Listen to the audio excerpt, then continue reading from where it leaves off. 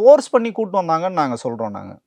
இந்த மக்கள் வந்து இப்போ உங்களுக்கே தெரியும். ஒரு இப்பதான் இல்ல சார், மெல்ல மெல்ல ஃபோர்ஸ் அந்த பண்ணி விஷயத்துல ஒருத்தங்க எப்படி சார் அங்க சென்னையில சென்னைக்கு வந்து அங்கிருந்து கூட்டு வர முடியும்? அதுதான் சார் நான் சொல்ல வரேன். ஏன்னா களத்துல இன்னமும் நம்மளோட நண்பர்கள் அங்க இருக்காங்க. இன்னும் நெறைய செய்தியாளர்கள் வந்து அங்க இருந்துட்டு இருக்காங்க. இன்னைக்கு கூட நான் கரூர்ல அந்த பாதிக்கப்பட்ட மக்களோட பேசியிருக்கோம். இன்னைக்கு காலைல கூட நாங்க வந்து பேசியிருக்கோம். அத வச்சு தான் நாங்க வந்து சொல்றோம்.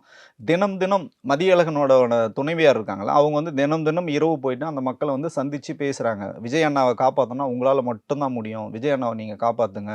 விஜய் அண்ணாவுக்கு பின்னாடி மிகப்பெரிய ஒரு அரசியல் சதி நடக்குதுன்னு சொல்லி, அவங்கள வந்து ஃபோர்ஸ் பண்ணி இலகுவா அவங்கள பேசி, பேசி தான் கல்லும் கரையன்ற மாரி அவங்ககிட்ட பேசி தான் கூட்டு வராங்க. இதுல இந்த எந்த குடும்பமும் அவர வந்து இங்க நேர்ல வந்து சந்திக்கிறது இப்ப இல்ல. சந்திக்கிறதுக்கு விருப்பம் இருக்கு.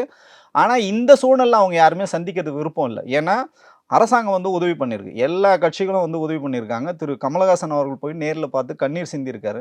யாருக்காவது இந்த மக்கள் வந்து அரசாங்கம் எங்களுக்கு சப்போர்ட் பண்ணுச்சு, தமிழக அரசுக்கு நன்றின்னு சொன்னாங்களா? இல்ல கமலஹாசன் நன்றி சொன்னாங்களா? எந்த கட்சிக்குமே அவங்க நன்றி சொல்லாம, தமிழக வெற்றி கழகத்துக்கு நன்றி சொல்றாங்க. விஜய் அவர்களுக்கு நன்றி சொல்றாங்க. விஜய் அவர்கள் வந்து வரணும்னு சொல்றாங்க. ஏன் சொல்றாங்கன்னா, இவங்க திருப்பி அந்த மக்கள வந்து பேச